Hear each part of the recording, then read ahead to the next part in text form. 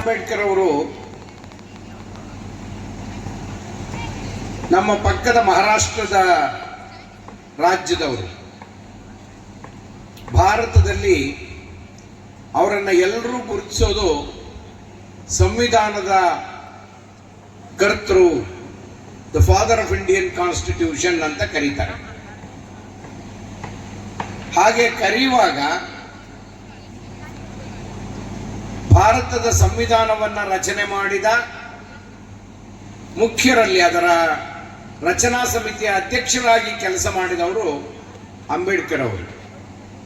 ಆದ್ದರಿಂದ ಅವರನ್ನ father of Indian constitution ಅಂತ ಕರೀತಾರೆ. ಅಂಬೇಡ್ಕರ್ ಅವರಿಗೆ ಗುರುಗಳಾಗಿದ್ದವರು. ಇವರು ನನ್ನ ಗುರುಗಳು ಅಂತ ಹೇಳಿಕೊಂಡಿರೋದು ಒಂದು,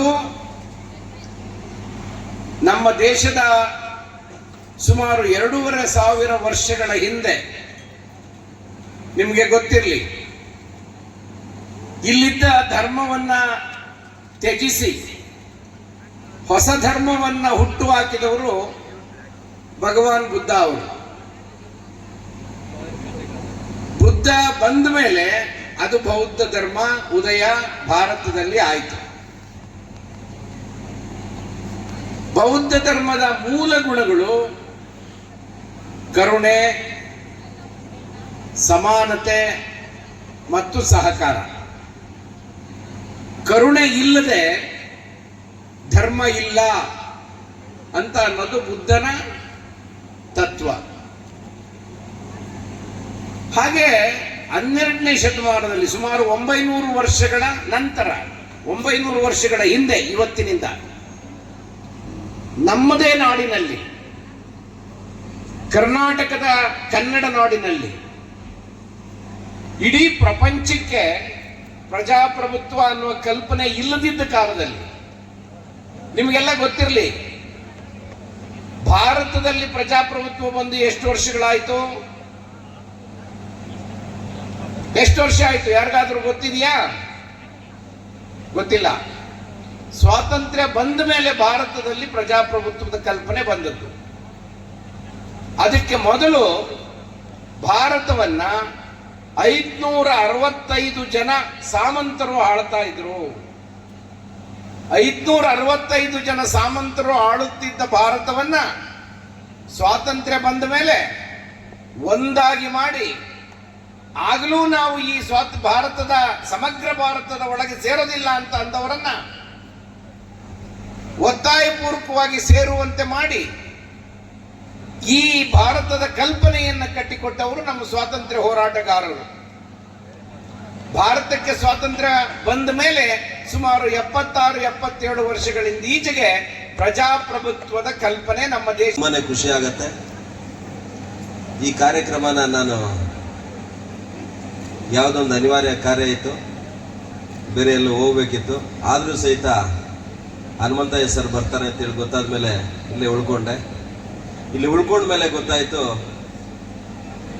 ನಾವು ಶಿಕ್ಷಣನ ಪಡ್ಕೊಂಡಿದ್ದೀವಿ,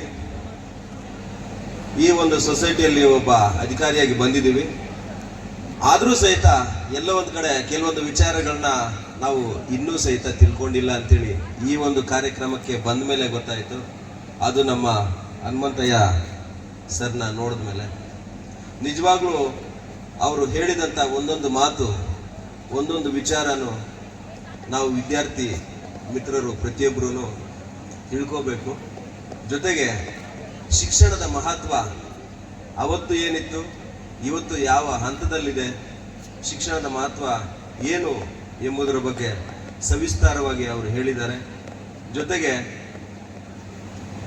ಸಮಾಜದಲ್ಲಿ ನಾವು ಈ ಶಿಕ್ಷಣನ ಪಡ್ಕೊಂಡ್ರೆ ಸಮಾಜ ನಮ್ಮನ್ನ ಗುರುತಿಸುತ್ತೆ, ಜೊತೆಗೆ ಒಳ್ಳೆ ಗೌರವ ಸಿಗತ್ತೆ, ನಮ್ಮ ಜೀವನ ನಿರ್ವಹಣೆನೂ ಆಗತ್ತೆ, ಜೊತೆಗೆ ನಮ್ಮನ್ನ ಮಾದರಿಯಾಗಿ 4 ಜನ ತೆಗೆದುಕೊಂಡು ನಮ್ಮ ಹಂತಕ್ಕೆ ಬರೋದಕ್ಕೆ ಪ್ರೇರಣೆ ನೀಡುತ್ತೆ ಅನ್ನೋದ್ರ ಬಗ್ಗೆ ತುಂಬಾನೇ ಸವಿಸ್ತಾರವಾಗಿ ತಿಳಿಸಿದ್ದಾರೆ. ನಿಮಗೆಲ್ಲ ಶಿಕ್ಷಣ ನೀಡುತ್ತಿರುವ ಮಾನ್ಯ ಶ್ರೀನಿವಾಸ್ ಮೂರ್ತಿ ಸರ್ ಇದ್ದಾರಲ್ಲ, ಅವರು ನನಗೆ ಗುರುಗಳಾಗಿದ್ದಾರೆ. ಫಸ್ಟ್ ಗ್ರೇಡ್ ಕಾಲೇಜಲ್ಲಿ ನಾನು ವಿದ್ಯಾರ್ಥಿ ಇದ್ದಾಗ ಅವರು ಸಹಿತ ನನಗೆ ಕನ್ನಡ ಲೆಕ್ಚರರ್ ಆಗಿದ್ರು. ಈ ಒಂದು ಸಂದರ್ಭದಲ್ಲಿ ಅದನ್ನ ನಾನು ತುಂಬಾನೇ ಖುಷಿಯಾಗಿ ಹೇಳ್ಕೊಳ್ತೀನಿ. ಪ್ರತಿಯೊಬ್ರು ಹೇಳ್ತಿರ್ತಾರೆ ಮುಂದೆ ಗುರಿ ಇರಬೇಕು, ಹಿಂದೆ ಗುರುಗಳಿರ್ಬೇಕು ಅಂತ. ನಿಜಾನೇ, ಇವತ್ತಿನ ಕಾಲದಲ್ಲಿ ನಮಗೆ ಶಿಕ್ಷಣ ಪಡ್ಕೊಳ್ಳೋದು ಅಂತ ದೊಡ್ಡ ಕಷ್ಟ ಏನು ಅನಿಸ್ತಾ ಇಲ್ಲ. ಆದರೆ ಆ ಒಂದು ಕಾಲದಲ್ಲಿ, ಒಂದಾನೊಂದು ಕಾಲದಲ್ಲಿ ಡಾಕ್ಟರ್ ಬಾಬಾ ಸಾಹೇಬ್ ಅಂಬೇಡ್ಕರ್ ಅವರು, ಡಾಕ್ಟರ್ ಬಾಬು ಜಗಜೀವನ್ ರಾಮ್ ಸರ್ ಜೊತೆಗೆ ಬಸವಣ್ಣ, 3 ಜನ ಸಹಿತ ಜಾತಿ ವ್ಯವಸ್ಥೆ ವಿರುದ್ಧ ಹೋರಾಡಿ ಸಮಾಜದಲ್ಲಿ ಜಾತಿ ವ್ಯವಸ್ಥೆ ಇರಬಾರ್ದು, ಜಾತಿ ವ್ಯವಸ್ಥೆ ಇದ್ರೆ ಸಮಾಜದ ಏಳಿಗೆ ಆಗಲ್ಲ, ಜೊತೆಗೆ ಮಹಿಳೆಯರಿಗೆ ಸಮಾನವಾದ ಶಿಕ್ಷಣ ಕೊಡಲೇಬೇಕು, ಮಹಿಳೆಯರಿಗೆ ಆಸ್ತಿ ಹಕ್ಕನ್ನ ಕೊಡಲೇಬೇಕು, ಮಹಿಳೆಯರ ಉದ್ಧಾರ ಈ ದೇಶದ ಉದ್ಧಾರ ಅಂತೇಳಿ ಎಲ್ಲೋ ಒಂದ್ ಕಡೆ ಹೇಳಿದ್ದಾರೆ. ಹಾಗಾಗಿ ಇವತ್ತಿನ ದಿನ ನಮ್ಮ ಸರ್ಕಾರಿ ಪ್ರಥಮ ದರ್ಜೆ ಕಾಲೇಜಿನಲ್ಲೂ ಸಹಿತ ಎಲ್ಲೋ ಒಂದ್ ಕಡೆ ಹೆಣ್ಮಕ್ಳು ಸ್ಟ್ರೆಂತ್ ಜಾಸ್ತಿ ಇದೆ. ನಿಜವಾಗ್ಲೂ ತುಂಬಾ ಖುಷಿ ಆಗತ್ತೆ. ಪ್ರತಿಯೊಬ್ಬರಿಗೂ ಈ ಒಂದು ಸಮಾಜದಲ್ಲಿ ಸಮಾನವಾದ ಶಿಕ್ಷಣ ಹಕ್ಕನ್ನ ಪಡ್ಕೋಬೇಕು. ಜೊತೆಗೆ ಸಂವಿಧಾನದ ಅಡಿಯಲ್ಲಿ ನಾವು ಕೆಲಸ ಮಾಡ್ತಾ ಇದ್ದೇವೆ. ನಮಗೆ ಸಿಕ್ಕಂತ ಕೆಲಸನ ಪ್ರಾಮಾಣಿಕವಾಗಿ ಮಾಡಬೇಕು ಅಂತ ಸಂವಿಧಾನದ ಕರಡು ಸಮಿತಿಯ ಅಧ್ಯಕ್ಷರಾಗಿದ್ದಂತಹ ಡಾಕ್ಟರ್ ಬಾಬಾ ಸಾಹೇಬ್ ಅಂಬೇಡ್ಕರ್ ಅವರು ಬರೀ ಭಾರತ ರತ್ನ ಮಾತ್ರ ಅಲ್ಲದೆ ಇವತ್ತಿನ ದಿನ ನಮ್ಮ ವಿಶ್ವಸಂಸ್ಥೆಯ ಸಾಮಾನ್ಯ ಸಭೆಯಲ್ಲೂ ಸಹಿತ ಅಲ್ಲೂ ಅಲ್ಲದೆ ವಿಶ್ವದ ಎಲ್ಲಾ ರಾಷ್ಟ್ರಗಳಲ್ಲೂ ಸಹಿತ ನಮ್ಮ ಶ್ರೀನಿವಾಸ ಮೂರ್ತಿ ಸರ್ ಹೇಳ್ದಂಗೆ ಪ್ರತಿ ಕ್ಷಣ ಪ್ರತಿ ನಿಮಿಷ ಯಾರಾದರೂ ಒಬ್ಬರಿಗೆ ಸನ್ಮಾನ ಗೌರವ ಸಿಗ್ತಾ ಇದೆ ಅಂತಂದ್ರೆ ಅದು ಡಾಕ್ಟರ್ ಬಾಬಾ ಸಾಹೇಬ್ ಅಂಬೇಡ್ಕರ್ ಅವ್ರಿಗೆ ಮಾತ್ರ. ಉದ್ದೇಶ ಒಂದೇ, ಸಮಾಜ ಸುಧಾರಕರು ಅವರು ಅಂತ. ಅವ್ರಿಗೆ ಆದಂತಹ ಕಷ್ಟ ಮತ್ತೆ ಯಾರಿಗೂ ಆಗ್ಬಾರ್ದು. ಜೊತೆಗೆ ಅವರು ಶಿಕ್ಷಣನ ಪಡ್ಕೊಳ್ಳೋದಕ್ಕೆ ಏನೆಲ್ಲ ಕಷ್ಟಪಟ್ಟರು ಅಂತ ಕಷ್ಟ ಬೇರೆ ಯಾರಿಗೂ ಆಗ್ಬಾರ್ದು ಅನ್ನೋ ಒಂದೇ ಒಂದು ಕಾರಣಕ್ಕೆ ಅವರು ಇಷ್ಟೆಲ್ಲ ಹೋರಾಟ ಮಾಡಿದ್ದಾರೆ. ಅವರ ಆದರ್ಶಗಳನ್ನು ನಮ್ಮ ಜೀವನದಲ್ಲಿ ಪ್ರತಿನಿತ್ಯ ಶಾಲಾ ಕಾಲೇಜುಗಳಲ್ಲೂ ಸಹಿತ ನಾವು ಅಳವಡಿಸ್ಕೊಂಡು ಅವರನ್ನ ಮಾದರಿ ವ್ಯಕ್ತಿಯನ್ನಾಗಿ ನಾವು ಪಡೆದುಕೊಂಡು ಅವರ ಜೀವನದ ಚರಿತ್ರೆಯನ್ನ ಮತ್ತೊಮ್ಮೆ ಓದಿ ಸಮಾಜದಲ್ಲಿ ನಾವು ಜಾತಿ ವ್ಯವಸ್ಥೆನ ಮುಂದುವರಿಸದೆ ಅದನ್ನ ಅಲ್ಲಿಗೆ ಮೊಟಕುಗೊಳಿಸಬೇಕು ಅನ್ನೋದು ನನ್ನ ಪ್ರಮುಖ ಸಂದೇಶ. ನಿಜವಾಗ್ಲೂ ಕ್ರೂರವಾಗಿರುತ್ತೆ ಅಂತಂದ್ರೆ ಅಂತ ಜಾತಿ ವ್ಯವಸ್ಥೆಗೆ ನಾನು ಸಹಿತ ಬಲಿಯಾಗಿದ್ದೀನಿ. ಆವತ್ತಿನ ದಿನ ನಮಗೆ ದಾರಿ ಈಗ 19ನೇ ವರ್ಷಕ್ಕೆ ಕಾಲಿಟ್ಟಿದ್ದೀವಿ. 2007ರಲ್ಲಿ ಕಾಲೇಜ್ ಪ್ರಾರಂಭ ಆಗಿ 20ನೇ ವರ್ಷ ಹೋಗ್ತಾ ಇದ್ದೀವಿ. ಸರ್ ಹೇಳ್ತಾ ಇದ್ರು ಇಲ್ಲಿ ಹೆಣ್ಮಕ್ಳು ಹೆಚ್ಚಿಗೆ ಇದ್ದಾರೆ. ಖಂಡಿತ ಸರ್, ಇಲ್ಲಿ 63% ಹೆಣ್ಮಕ್ಳಿದ್ದಾರೆ, 37% ನಮ್ಮ ಗಂಡು ಮಕ್ಳಿದ್ದಾರೆ. ಹಾಗಾಗಿ ಇದು ಹೆಣ್ಮಕ್ಳು ಕಾಲೇಜ್ ಮಾಡಬೇಕಾಯ್ತು. ಬೇಡ, ಕೋಎಜುಕೇಶನ್ ಚೆನ್ನಾಗಿದೆ ಅಂದ್ಬಿಟ್ಟು ನಾವು ಗಂಡು ಮಕ್ಕಳು ಮತ್ತು ಹೆಣ್ಮಕ್ಳು ಸೇರಿ ಕಾಲೇಜ್ ಮಾಡ್ತಾ ಇದ್ದೀವಿ. ಚೆನ್ನಾಗಿ ನಡೀತದೆ. ಇವತ್ತು ಒಂದು ಬಹಳ ವಿಶೇಷವಾದ ದಿನ. ಯಾಕಂದ್ರೆ ನೀವು ಯಾರನ್ನು ಇಲ್ಲಿ ಬರ್ತೇವೆ, ಸರ್ ಬರ್ತಾರೆ, ಅವ್ರ ಮಾತು ಕೇಳ್ತು ಅಂತ ನಾವು ಖಂಡಿತ ಭಾವಿಸಿರ್ಲಿಲ್ಲ. ನಮ್ಮ ಕರೆಗೆ ಹೋಗೊಟ್ಟು ಹನುಮಂತ ಸರ್ ಬಂದು ನಮಗೆ ಬಹಳ ಚೆನ್ನಾಗಿ ಇನ್ನೂ ಹೆಚ್ಚಿಗೆ ಅವ್ರು ಮಾತಾಡ್ಬೇಕಾಯ್ತು. ಸ್ವಲ್ಪ ಸಮಯ ಒಂದು ಅರ್ಧ ಗಂಟೆ ಅವ್ರು ಕಡಿಮೆ ಆಯ್ತು ಅನ್ಸ್ಕೊಂಡೆ ನನಗೆ. ಯಾಕಂದ್ರೆ ಅವರು 2 ಗಂಟೆ 3 ಗಂಟೆ ಹೆಚ್ಚಿಗೆ ನಿರಾಳವಾಗಿ ಮಾತಾಡುವಂತ ಒಂದು ವ್ಯಕ್ತಿತ್ವ, ಚಿಂತಕರು, ಸಮಾಜ ಸೇವಕರು, ಮತ್ತೆ ಬಹಳ ರಾಜಕೀಯವಾಗಿ ಅವರು ಬಹಳ ಒಂದು ಹೋರಾಟದಲ್ಲಿ ಭಾಗವಹಿಸಿ ಸುಮಾರು ಸಮಾಜ ಸುಧಾರಣೆ ಕಾರ್ಯಕ್ರಮ ಮಾಡಿರ್ತಕ್ಕಂಥ ನಮ್ಮ ಹನುಮಂತ ಸರ್ ಬಂದಿರೋದು ಈ KGF ಆಗಿ ಅಲ್ಲಿಂದಲೇ ಬಂದಿರೋದು. ನಮ್ಮ ವಿದ್ಯಾರ್ಥಿಗಳಿಗೆ ಅವರ ಒಂದು ಸಂದೇಶ ಕೊಡ್ಬೇಕಂತ ನಾವು ಯಾರನ್ನ ಗೆಸ್ ಮಾಡಿದಾಗ ಅವರ ಒಂದು ಮನಸ್ಸು ಬಂತು, ಅವ್ರು ಕರೆಸಿದ್ವಿ. ನಮಗೆ ಬಹಳ ಸಂತೋಷ ಆಗಿದೆ ಸರ್. ತಾವು ಅಲ್ಲಿಂದ ಬಂದು ಇಲ್ಲಿ ನಮ್ಮ ವಿದ್ಯಾರ್ಥಿಗಳು, ನಮ್ಮ ಅಧ್ಯಾಪಕರಿಗೂ ಮತ್ತೆ ನಮ್ಮ ಇಲ್ಲಿ ಮಾಧ್ಯಮಿಕ ಮುಖಾಂತರ ನಮ್ಮ ಸಮಾಜಕ್ಕೆ, ನಮ್ಮ KGF ಭಾಗದ ಎಲ್ಲರಿಗೂ ಒಂದು ಸಂದೇಶ ಕೊಡ್ತಕ್ಕಂಥ ಒಂದು ಜಾಗೃತಿ ಮೂಡಿಸುವಂತ ಕಾರ್ಯಕ್ರಮ ನೀವು ನೀಡಿದ್ದೀರಿ. ಖಂಡಿತ ಅದನ್ನು ನಾವು ಪಾಲನೆ ಮಾಡ್ತೀವಿ. ಈ ಸಂದರ್ಭದಲ್ಲಿ ಡಾಕ್ಟರ್ BR ಅಂಬೇಡ್ಕರ್ ಅವರ ಒಂದು ಜನ್ಮ ದಿನಾಚರಣೆ ಹಾಗೂ ಡಾಕ್ಟರ್ ಜಗಜೀವನ್ ರಾಮ್ ಅವರ ಒಂದು ಜನ್ಮ ದಿನಾಚರಣೆ ಹಾಗೂ ಬಸವೇಶ್ವರರ ಜನ್ಮ ದಿನಾಚರಣೆ ಒಂದು ಒಟ್ಟಾಗಿ ನಾವು ಆಚರಣೆ ಮಾಡೋದು ಬಹಳ ಒಂದು ಸಂತೋಷ ವಿಷಯ. ಯಾಕಂದ್ರೆ ಬೇರೆ ಬೇರೆ ದಿನಾಂಕಗಳಲ್ಲಿ ಬರ್ತಕ್ಕಂಥ ದಿನ ಆಗಿರೋದು ಅದು ಸರ್ಕಾರಿ ರಜೆಗಳಾಗಿರ್ತದೆ. ಹಾಗಾಗಿ ನಾವೆಲ್ಲ ಸೇರಿ ಸಾಂಕೇತಿಕವಾಗಿ ನಾವು ಕಾಲೇಜಲ್ಲಿ ಅವತ್ತು ಫೋಟೋಗೆ ಮಾಲಾರ್ಪಣೆ ಮಾಡೋ ಮುಖಾಂತರ ಸಾಂಕೇತಿಕವಾಗಿ ಮಾಡಿ ಒಂದು ದಿನ ಪ್ರತಿ ವರ್ಷ ನಾವು ಸುಮಾರು 2-3 ವರ್ಷದಿಂದ ಎಲ್ಲ ನಮ್ಮ ಅಧ್ಯಾಪಕರು ಮತ್ತು ವಿದ್ಯಾರ್ಥಿಗಳು ಕೂಡಿ ನಾವು ಎಲ್ಲರೂ ಆ ಮಹಾನ್ ವ್ಯಕ್ತಿಗಳ ಒಂದು ಸಂದೇಶವನ್ನು ಸಾರಬೇಕು, ಜಾಗೃತಿ ಮೂಡಿಸಬೇಕು, ಅದೇ ಸಾಧನೆಯಲ್ಲಿ ನಾವು ಹಾದಿಯಲ್ಲಿ ನಾವು ನಡಿಬೇಕಂತ ಹೇಳಿ ನಾವೊಂದು ಪ್ರತಿ ವರ್ಷ ನಾವು ಆರಂಭ ಮಾಡ್ಕೊಂಡು ಬರ್ತಿದ್ವಿ. ಮುಂದೇನು ಇದೇ ರೀತಿ ನಾವು ಮಾಡ್ತೀವಿ ಅಂತ ಹೇಳ್ತಾ ವಿದ್ಯಾರ್ಥಿಗಳ ಒಂದು ಸಂದೇಶ ಏನು ನಮ್ಮ ಈಗ ಬಂದು ನಮ್ಮ ಸರ್ಗಳಾಗಲಿ, ಮಂಜುನಾಥ್ ಸರ್ ಆಗಲಿ, ನಮ್ಮ ಹನುಮಂತಯ್ಯ ಸರ್ ಆಗಲಿ, ಇನ್ನು ಬೇರೆಯವರೆಲ್ಲ ಬಂದು ನಮ್ಮ ನಿರ್ಮಲಾ ಮೇಡಮ್, ಭೂಮಿತಾಯಿ ಗೀತಾ ಅವರ ಒಂದು ಹಾಡಿನ ಮುಖಾಂತರ ಜಾಗೃತಿ ಮೂಡಿಸಿದ್ದಾರೆ. ಅದನ್ನು ಖಂಡಿತ ನೀವೆಲ್ಲ ಅಳವಡಿಸ್ಕೊಳ್ಬೇಕು. ನೀವು ಅಳವಡಿಸ್ಕೊಂಡ ಮುಖಾಂತರ ನಿಮ್ಮ ಪೋಷಕರಲ್ಲಿ ವಿದ್ಯಾರ್ಥಿಗಳ ಹೋಗಿ ಊರಿನಲ್ಲಿ ಅದೊಂದು ಸಂದೇಶವನ್ನು ಸಲ್ಲಿಸಬೇಕು. ಆ ನಿಟ್ಟಿನಲ್ಲಿ ನಾವು ಸದಾ ನಾವು ವಿದ್ಯಾರ್ಥಿಗಳ ಪರವಾಗಿ ಅವ್ರ ಮಹಾನ್ ವ್ಯಕ್ತಿಗಳ ಒಂದು ಆಚರಣೆಗಳನ್ನ ಮಾಡ್ಕೊಂಡು ಬರ್ತಾ ಇದ್ವಿ. ಈ ಒಂದು ಕಾರ್ಯಕ್ರಮದಲ್ಲಿ ಒಂದು ವಾರದಿಂದ ನಮ್ಮ ಡಾಕ್ಟರ್ ಶ್ರೀನಿವಾಸ ಮೂರ್ತಿ ಸರ್ ಆಗ್ಬೋದು ಮತ್ತು ವೆಂಕಟೇಶ್ ಸರ್ ಆಗ್ಬೋದು, ಇನ್ನು ನಮ್ಮ ಬದುಕು ಸಂಬಂಧ ಎಲ್ಲರೂ ತಯಾರು ಮಾಡಿಕೊಂಡು ಇವತ್ತು ನಾವು ಮಾಡಬೇಕಂತ ನಾವು ಪ್ರಯತ್ನ ಮಾಡಿದ್ವಿ. ಖಂಡಿತ ಅದೆಲ್ಲ ನಮಗೆ ಬಹಳ ಸಂತೋಷ ಆಗಿದೆ. ಎಲ್ಲ ವಿದ್ಯಾರ್ಥಿಗಳು ಬಂದು ಭಾಗವಹಿಸಿದ್ದೀರಿ. ಇನ್ನು ಮುಂದೆ ಬೇರೆ ಬೇರೆ ಕಾರ್ಯಕ್ರಮಗಳು ನಾವು ಆಯೋಜನೆ ಮಾಡ್ತೀವಿ. ನೀವು ಅದನ್ನು ಭಾಗವಹಿಸಿ.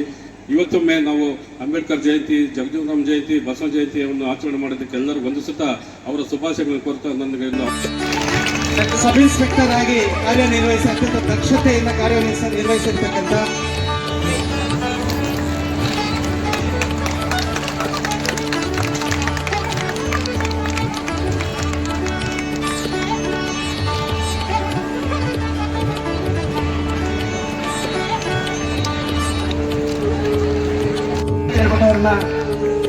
ಅವರಿಗೆ ಈ ಒಂದು ಎನ್ಕರೇಜ್ಮೆಂಟ್ ಅನ್ನ ಕೊಡೋಣ. ಇದಾದ ನಂತರ ಸ್ಪರ್ಧೆಗಳಲ್ಲೂ ಕೂಡ ರಿಪೋರ್ಟ್ ರೈಟಿಂಗ್ ಅಲ್ಲಿ 3rd ಪ್ಲೇಸ್ ಅನ್ನ ಗಳಿಸಿದ್ದಾನೆ. ಹಾಗೆ ಸ್ಟೇಟ್ ಲೆವೆಲ್ ರೇಡಿಯೋ ಜಾತಿ ಕಾರ್ಯಕ್ರಮದಲ್ಲಿ ಆ ಕಾಲೇಜಿನಿಂದ ಪ್ರೈಸ್ ಅನ್ನ ಪಡೆದಿದ್ದಾನೆ. ಒಂದು ಸಕ್ರಿಯವಾಗಿ ತೊಡಗಿಸಿಕೊಳ್ತಕ್ಕಂಥ ಅಭಿಷೇಕ್ ಅವರಿಗೆ ಇಡೀ ಕಾಲೇಜಿನ ಕಡೆಯಿಂದ. The second competition is Pick and Speak. The first prize goes to and second prize goes to Shriman first PCA and Satish R and Ritika Mahima first PCA, and third prize goes to Raghunath College's Best of Saundarya and Bhavya from 3rd year BSc. Second prize Chandra Menon and Satish from 3rd BSc. Sia second BSc. Third prize goes to Sharanya first BSc. And science Rangoli competition, most Raghavian prize goes to Akshay and Ramya from 3rd year BSc, second BSc. From first year BCA. The next competition is Connections. The first prize goes to Saria Fatima of first year BCA. The second prize goes to Nadita T, Yuvashri, Chaitra, Saloni. The first prize goes to Chandra Menon of the third prize goes to Vidya and Shirisha, 3rd year BSc.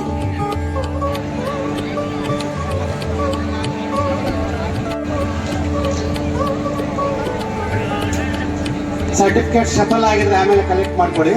ಯಾರು Nakshatra 96 books. Guys has scored 95 in Python, and Herman Fatima has scored 95 in Python and has scored 91 in Python and 72 in computer networks. Lastly, Angel Jennifer 90. I thank all the dignitaries.